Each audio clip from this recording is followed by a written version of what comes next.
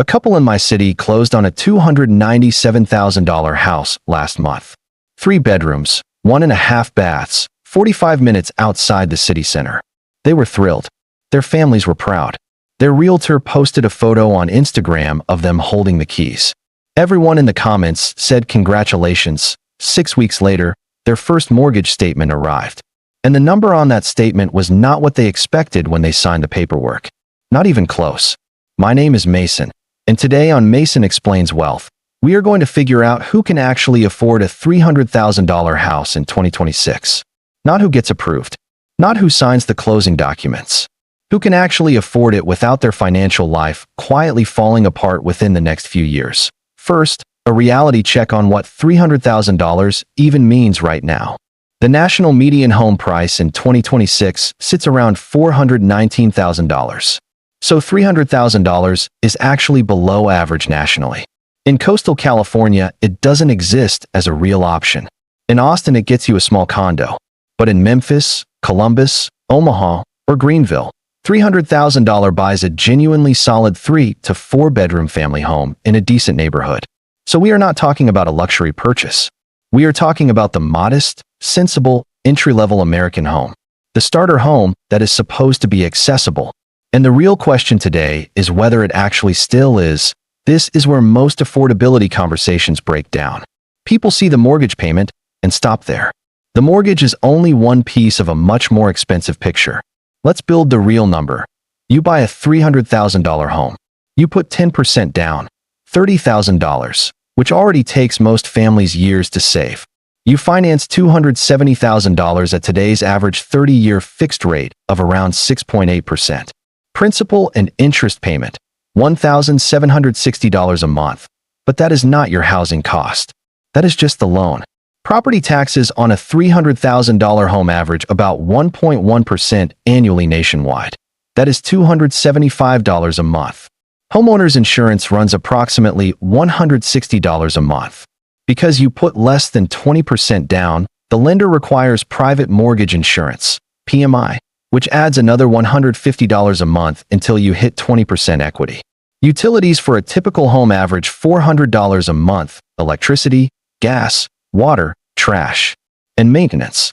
The standard guideline is 1% of home value per year, which on a $300,000 home is $250 a month. That is not pessimistic. Roofs, HVAC systems, water heaters. Homes break on their own schedule. Add it all up. Mortgage, $1,760. Taxes, $275. Insurance, $160. PMI, $150. Utilities, $400. Maintenance, $250. Real monthly cost of owning a $300,000 home, roughly $3,000 a month. Not the $1,760 the lender focuses on. $3,000 every single month. Before furniture, before repairs, before anything unexpected. Here is the most dangerous gap in this conversation. Mortgage lenders in 2026 will approve buyers whose total debt-to-income ratio stays under about 43 to 45%. So they take your housing cost, add your car payment, student loans, credit card minimums, and if all of that stays under 43% of your gross income, you are approved. Notice what is not in that formula. Your retirement contributions, your emergency fund, your groceries, your childcare, your actual life. The bank is asking one question. Will this person likely make the payment? It is not asking whether making the payment leaves you any room to build wealth, handle a crisis, or live with any financial flexibility. The approval letter is a credit risk calculation. It is not a financial recommendation, and millions of people treat it as one every single year. Let me put this inside a real budget. David is a high school athletic director making $58,000. Camille is a licensed practical nurse making $52,000. Combined, $110,000 a year. After taxes, they take home about $6,900 a month. They saved $34,000 over 4 years. They bought a $295,000 home, put $30,000 down, got approved at 6.9%. Their lender congratulated them. Their realtor said they were building equity instead of throwing money away on rent. Here is their actual monthly budget now. Take home, $6,900. Full housing cost with taxes, insurance, PMI, and utilities, $2,740. Maintenance reserve, $250. Groceries, $700. 2 cars with insurance, $980. Health insurance premiums, $310. Phone and internet, $180. Camille's student loans, $320. Total, $5,480. That leaves $1,420 for everything else: clothing, gas, medical copays, any savings, any retirement. There are 0 retirement contributions in this math. No 401k, no Roth IRA. Because the budget has no room. 4 months later, the HVAC starts struggling. Repair bill, $1,800. Their emergency fund, already thin after closing costs, barely covers it. Now there is no emergency fund at all. David and Camille did everything right. They saved. They bought below what the bank would have allowed. And they are still 1 bad month away from a credit card problem. Because nobody sat down with them and showed them the full number before they signed. There are 4 things that consistently blindside first-time buyers, and I want to name them directly. Closing costs run 2% to 5% of the purchase price. That is $6,000 to $15,000 paid at the table on top of your down payment, and it always seems to surprise people even when it's disclosed.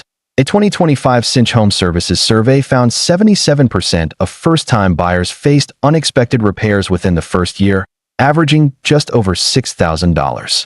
63% said it was a serious financial strain. Property tax reassessment. When a home sells, many counties reassess at the new sale price. If the prior owner had a lower assessed value, your tax bill in year 2 can jump significantly. And HOA fees if your neighborhood has one, which a growing percentage of American homes do, average $250 to $350 a month nationally, with special assessments that can hit suddenly and without warning. Now the answer you came for. Using the standard guideline that total housing costs should stay at or below 28% of gross monthly income, your total monthly cost on a $300,000 home with 10% down is about $3,000. At 28%, you need a gross monthly income of roughly $10,700. That is $128,000 a year. With 20% down, eliminating PMI, and lowering the loan, you need $60,000 saved up front, and the required income drops to around $115,000 to $120,000. The median household income in America is $84,000. That means the average American household is meaningfully below the income level required to buy a $300,000 home, comfortably under responsible financial guidelines. That is not an opinion. That is just the math. The people buying these homes are not all the people who should be buying them. Many are approved borrowers stretching into a payment structure that leaves no room for retirement, no margin for emergencies, and no buffer for the reality that homeownership costs more than the mortgage statement every single month. Before any housing decision in 2026, do this one thing. Build the real number, not the mortgage payment. The full number, principal, interest, taxes, insurance, PMI, utilities, maintenance, HOA if applicable. Add it all up. Then look at your take-home pay, your debts, your savings rate, and ask yourself honestly, after this payment, can I handle a $5,000 emergency without going into debt? Can I still put something toward retirement? Do I have any financial flexibility left? Because the mortgage industry makes money when you borrow. The real estate industry makes money when you buy. Your realtor does not get paid if you decide to wait. Nobody in that closing room has a financial incentive to slow you down. You are the only person in that transaction whose long-term financial health is actually on the line. If the full honest math works, buy with confidence. But if it only works if nothing goes wrong for 3 straight years, that is not affordability. That is an expensive gamble dressed up in closing documents.